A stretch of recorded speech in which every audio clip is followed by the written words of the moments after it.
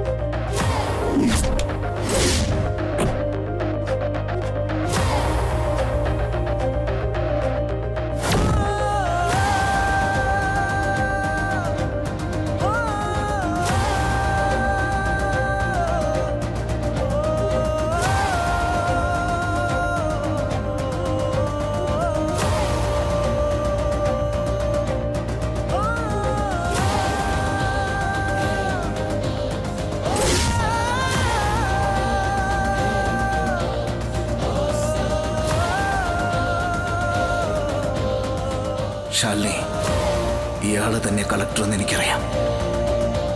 ഈ റൂമിനുള്ളിലുണ്ട് ഇയാള്.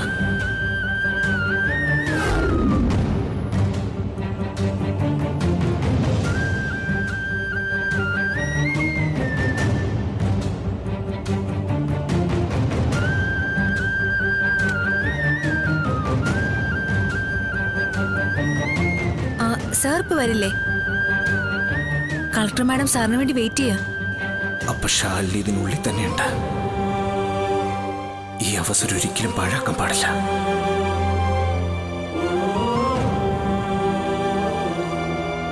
ആരോടും അനുവാദമൊന്നും ചോദിക്കാൻ നിൽക്കണ്ട. ഞാൻ വന്നെന്നറിഞ്ഞ അയാള് ചിലപ്പോൾ മാറിക്കളയും.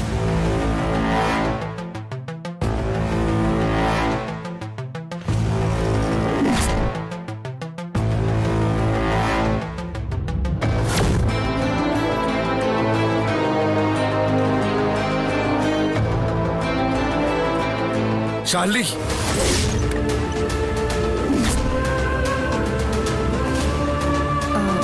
സാർ, സാറിന് വേണ്ടിയാണ് ഞാൻ വെയിറ്റ് ചെയ്യുന്നത്. എന്റെ പി എ പറഞ്ഞില്ലേ, ഇപ്പൊ വരുമല്ലോ അല്ലേ? തേജസ്വിനി തന്നെയാണോ കളക്ടർ? ഓക്കെ, ശരി.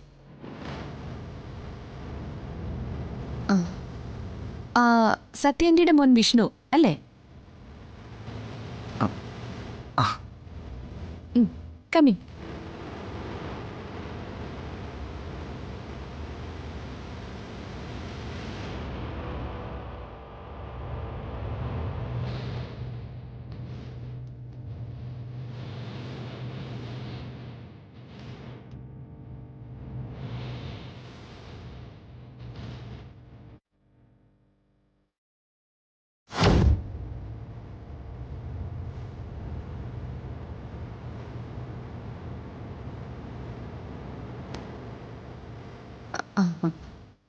എന്താ വിഷ്ണു പ്രത്യേകിച്ച്?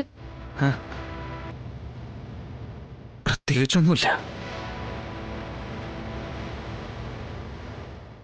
ഞാൻ മാഡം ഫംഗ്ഷന് പങ്കെടുത്തിരുന്നില്ലേ, അപ്പൊ ഒരു താങ്ക്സ് പറയാൻ പറ്റില്ല. അപ്പൊ ഇതുവഴി വെറുതെ പോയപ്പോ ഞാനൊന്ന് കയറിയതാ. It's my pleasure. വിഷ്ണു ഇരിക്കേ. വേണ്ട, ഞാൻ ഇറങ്ങാം. ഇത്തിരി തിരക്കണ്ടേ? ഫംഗ്ഷന്റെ കുറച്ച് സെറ്റിൽമെന്റ് ഒക്കെ ആയിട്ട്. ഓക്കെ, സമയം കിട്ടുമ്പോ ഇറങ്ങി.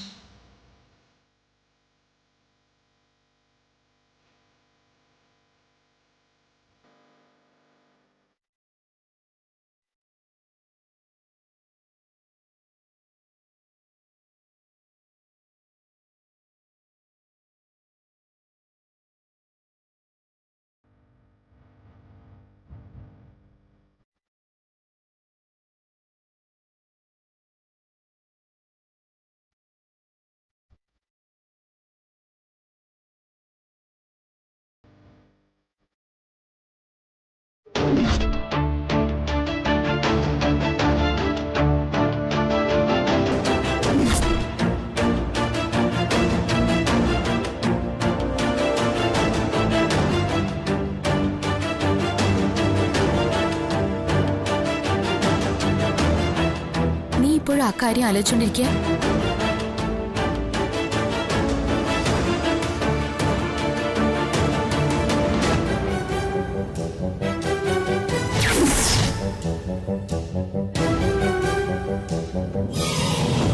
തേജസ്വിനി, എന്താ? വിഷ്ണുവേട്ടൻ എത്തിയിട്ടുണ്ട്.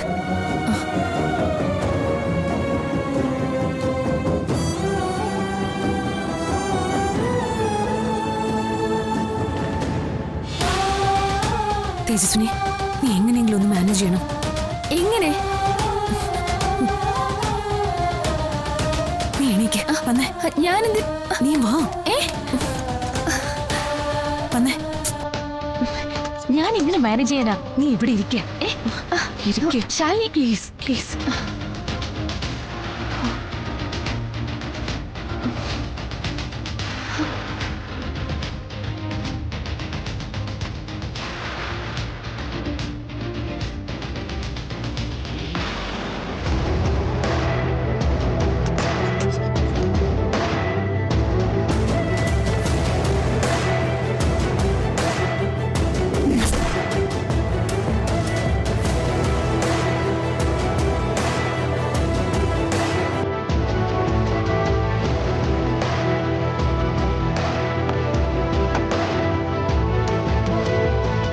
ഇതാണ് സത്യം.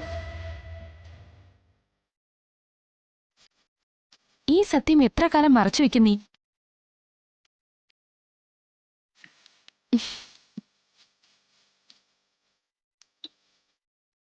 ചെല്ല്, നിന്റെ സീറ്റിൽ പോയിരിക്കെ.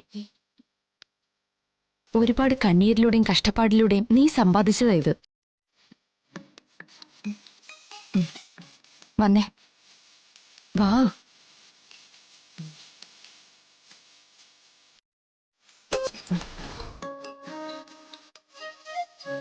ദേ, ആരെയും പേടിച്ചും ഭയന്നും ഒളിച്ചു മാറാനുള്ള സീറ്റല്ല ഇത്.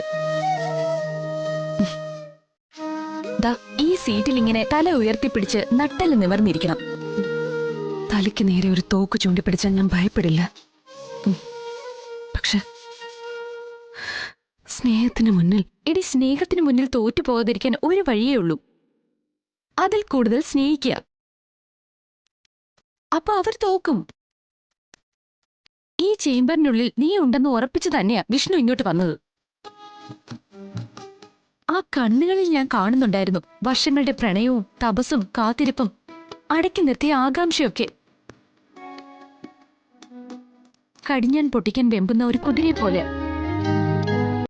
ഏത് പെണ്ണിനടി അത്രയും തീവ്രമായ സ്നേഹം വേണ്ടെന്ന് വെക്കാൻ പറ്റുക? അത് ഞാൻ വേണ്ടെന്ന് വെച്ചിട്ടില്ലല്ലോ. വെച്ച് നീട്ടുന്ന സ്നേഹത്തിൽ നിന്ന് ഒഴിഞ്ഞു മാറുന്നതും വേണ്ടെന്ന് വെക്കുന്നതും തമ്മിൽ എന്താ വ്യത്യാസം? അപ്പോ ഞാൻ സ്നേഹിക്കുന്നില്ലെന്നാണോ നീ പറയുന്നത്? നീ സ്നേഹിക്കുന്നുണ്ട്. ആ സ്നേഹം ഒരു സ്വാർത്ഥതയാണെന്നേ ഞാൻ പറയും. എന്റെ സ്നേഹം സ്വാർത്ഥതയാണെന്നോ? തീർച്ചയായും ശാലിനി. നീ വിഷ്ണുവിനെ സ്നേഹിക്കുന്നുണ്ട്. വിഷ്ണു നിന്നെ സ്നേഹിക്കുന്നതും നിനക്ക് വേണ്ടി കാത്തിരിക്കുന്നതും നിന്റെ കൺമുന്നിൽ ഞാൻ കാണുന്നുണ്ട്. വേദന കലർന്നതാണെങ്കിലും അതിന്റെ ഒരു ആനന്ദം നീ അനുഭവിക്കുന്നുണ്ട്.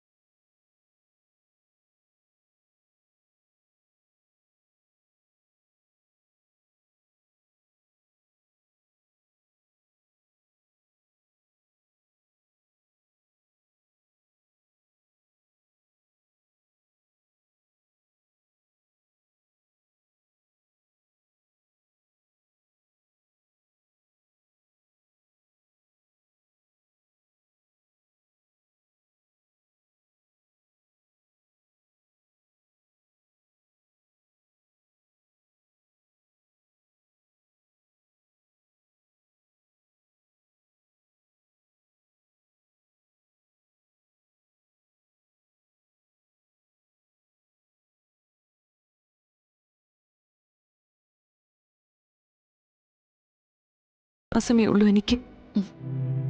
അപ്പോ നീയായിട്ട് ഇത് അവസാനിപ്പിക്കാൻ തീരുമാനമില്ല. ശരി, ഒക്കെ നിന്റെ തീരുമാനം. ആർക്കും മറ്റൊരാളുടെ ജീവിതത്തിൽ ഇടപെടാനോ തിരുത്താനോ ആവില്ല. നിക്കേ, നിന്റെ ഇന്ദ്രന്റെ കാര്യം നീ ഒന്നും പറഞ്ഞില്ലയോ? അത് പ്രതീക്ഷ പോലെ തന്നെ പൊട്ടിയെന്നും മറ്റോ. എന്റെ പ്രശ്നങ്ങൾക്കിടയിൽ എനിക്കത് ചോദിക്കാനും പറ്റിയില്ല. എടി, എന്താ കാര്യം? അതൊന്നുമില്ല. നിക്ക്.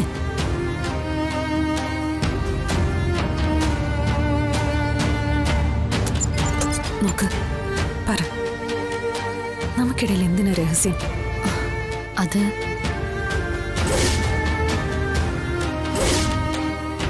ഇന്ദ്രൻ ഇപ്പൊ എന്റെ അല്ല, അത്ര തന്നെ. എന്താ എന്താ പറഞ്ഞേ? എടി, മസൂറി പഠിച്ച 2 വർഷം ഉറക്കത്തിലും ഉണർച്ചയിലും എല്ലാം മെസ്സേജായും കോളായും നിങ്ങളുടെ പ്രേമത്തിന്റെ തീവ്രത കണ്ട് മനസ്സിലാക്കിയവളല്ലേ ഞാൻ. ആ ഇന്ദ്രൻ ഇപ്പോ നിന്റേതല്ലെന്നോ? എടി, അങ്ങനെ എളുപ്പം മുറിക്കാൻ കഴിയുന്നതാണോ നിങ്ങൾക്കിടയിലുള്ള ബന്ധം? നീ കണ്ട 2 വർഷമല്ല, അതിനു മുമ്പ് 10 20 വർഷം തിരിച്ചറിവായ കാലം മുതലുള്ള പ്രണയം. എളുപ്പം മുറിക്കാൻ കഴിയുന്നതാണോ എന്ന് നീ ചോദിച്ചില്ലേ? ഇന്നലെ വരെ ആ ചോദ്യത്തിന് ഞാൻ അല്ല എന്നേ മറുപടി പറയുമായിരുന്നുള്ളൂ. പക്ഷേ ഇനി അത് പറ്റില്ല. മുറിഞ്ഞു. എടി എടി എന്താ പറ്റിയേ? നീ തുറന്നു പറ. നിനക്കറിയാലോ, അച്ഛൻ പെങ്ങളുടെ മോന ഇന്ദ്രൻ എന്ന്. എന്നെ പ്രസവിച്ചതോടെ അമ്മ മരിച്ചു. ചോര കുഞ്ഞായിരുന്ന എന്നെ എടുത്തു വളർത്തിയത് അച്ഛൻ പെങ്ങളാ, അതായത് ഇന്ദ്രന്റെ അമ്മ.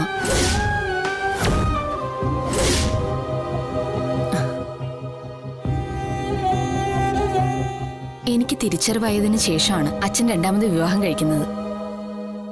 2ആനമ്മയ്ക്ക് പിറന്ന 2 അനിയത്തിമാരെക്കാളും എനിക്കടുപ്പം ഇന്ദ്രന്റെ അനിയത്തി ശോഭയോടായിരുന്നു. വാസ്തവത്തിൽ അച്ഛൻ പെങ്ങളുടെ വീട്ടിൽ നിന്ന് ഞാൻ പോരുന്നത് തന്നെ അച്ഛൻ 2ാമത് വിവാഹം കഴിച്ചതിന് ശേഷം. അതിനുശേഷം ഇന്ദ്രനുമായുള്ള പ്രണയം തുടങ്ങുന്നത്. മുറച്ചെറുക്കനും മുറപ്പെണ്ണും തമ്മിലുള്ള പ്രേമമല്ലേ, തടുക്കാൻ ആരും ഉണ്ടായിരുന്നില്ല. എല്ലാ വികാര തീവ്രതയിലും ശക്തിയിലുമുള്ള പ്രണയം. അതിന്റെ ക്ലൈമാക്സ് സീനൊക്കെയാ മസൂറിൽ നീ കണ്ടത്. ഇതിനിടെ ഇന്ദ്രന്റെ അനിയത്തിയുടെയും 2ആനമ്മയുടെ മൂത്ത മോളുടെ കല്യാണവും കഴിഞ്ഞു. 2ന്റെയും നടത്തിപ്പ് ഞാൻ തന്നെയായിരുന്നു. കർഷക കുടുംബ മോളെ കയ്യിലൊന്നും ഇരിപ്പില്ലാന്ന് പറഞ്ഞ് അച്ഛൻ പെങ്ങളും 2ആനമ്മയും കൈ മലർത്തു. അച്ഛൻ നേരത്തെ പോയി കഴിഞ്ഞിരുന്നല്ലോ. സിവിൽ സർവീസുകാരിക്ക് നല്ല വരുമാനമല്ലേ. 2ആനമ്മയുടെ ഇളയ മകളുടെ കല്യാണ ഇനി ബാക്കി. അതവര് ഇടയ്ക്കിടയ്ക്ക് സൂചിപ്പിക്കുന്നുണ്ടായിരുന്നു. ഇനിയെങ്കിലും ഇന്ദ്രനും ഞാനുമായിട്ടുള്ള കല്യാണം നടക്കട്ടെ എന്ന് പറഞ്ഞ് ഞാൻ അവരെ സമാധാനിപ്പിക്കും. പക്ഷേ എന്തൊക്കെയോ അസ്വസ്ഥതകൾ പോയെന്നതായുള്ള സൂചന എനിക്ക് കിട്ടുന്നുണ്ടായിരുന്നു. കൊല്ലം ജില്ലാ കളക്ടറായി ചാർജ് എടുത്താൽ ഉടനെ ഇവിടുത്തെ കുടുംബ വീട്ടിലേക്കാ പോകുന്നത്. അതിനു മുമ്പ് നമ്മുടെ കൂടിക്കാഴ്ച. ഇന്ദ്രനും ഞാനുമായുള്ള കല്യാണക്കാരെയും സംസാരിക്കാനാ ഞാനവിടെ ചെല്ലുന്നത്. അതിനു മുമ്പേ 2ആനമ്മയും അച്ഛൻ പെങ്ങളും കൂടി നയത്തിൽ എന്റെ മുന്നിൽ കാര്യം അവതരിപ്പിച്ചു. എന്താണെന്നറിയോ? ഇന്ദ്രനും 2ആനമ്മയുടെ ഇളയ മോളുമായിട്ടുള്ള കല്യാണക്കാര്യം.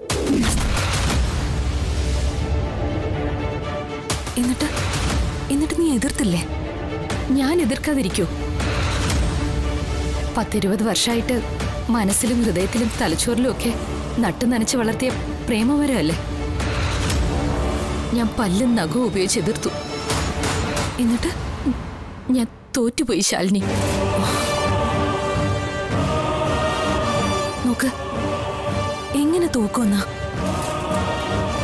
നിന്നെ പ്രാണനും ജീവനുമായി സ്നേഹിക്കുന്ന നിന്റെ ഇന്ദ്രൻ കൂടെ ഉള്ളപ്പോ.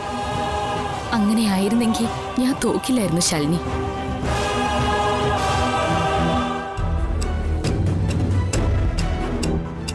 നിന്റെ അനിയത്തിയുടെ ഉള്ളിൽ ഇന്ദ്രൻ നൽകിയ സമ്മാനമായിട്ടൊരു ജീവൻ വളരാൻ തുടങ്ങിയിട്ട് 3 മാസമായി മോളെന്ന് പറഞ്ഞ് രണ്ടാനമ്മ മുമ്പിൽ നിന്ന് കരഞ്ഞപ്പോ ഞാൻ തോറ്റു. ഇല്ലാതായി. ഇവളും നിന്റെ കൂടപ്പറപ്പല്ലേ? ഇവളുടെ ഭാവി നശിച്ചു പോകില്ലേ എന്നൊരു ചോദ്യം. IAS കാര്യല്ലേ, ഏത് ബന്ധവും കിട്ടുമെന്നൊരു ന്യായവും. അതിന്റെയൊക്കെ മുമ്പിൽ ഞാൻ എന്ത് മറുപടി പറയാനാ? വേറെ ഏത് ബന്ധം കിട്ടിയാലും നമ്മൾ ആഗ്രഹിച്ചത് കിട്ടിയില്ലല്ലോ. പക്ഷെ രണ്ടാനമ്മ ഒരു വശത്തും അമ്മയെ പോലെ പാലൂട്ടി വളർത്തിയ അച്ഛൻ പെങ്ങൾ വേറൊരു വശത്തും. ഞാൻ തളർന്നുപോയി. പിന്നെ ആലോചിച്ചപ്പോ എനിക്ക് മനസ്സിലായി, ഞാൻ സ്നേഹിച്ചത് അയാളെ ആയിരുന്നില്ലെന്ന്. ഞാനിന്ന് കൺവെട്ടത്തു നിന്ന് മാറി നിന്നപ്പോ എന്റെ അനിയത്തിയെ തേടിപ്പോയ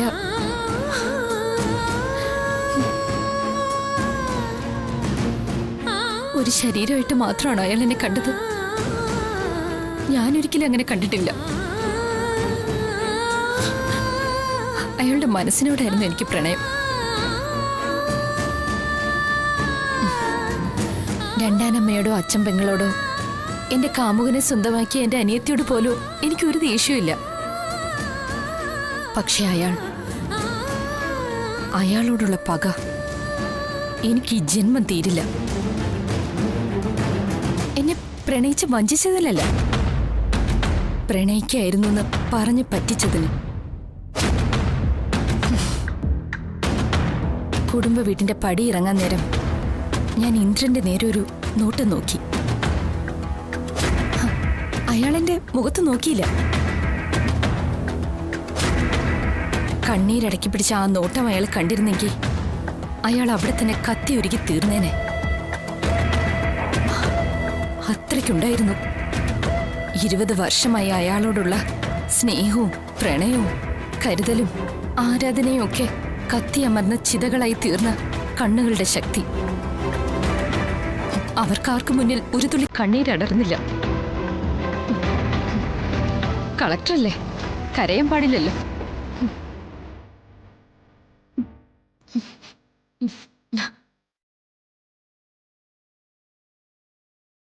ഞാൻ വെറുതെ ബോറടിപ്പിച്ചല്ലേ? പക്ഷേ വേദനയുണ്ട്.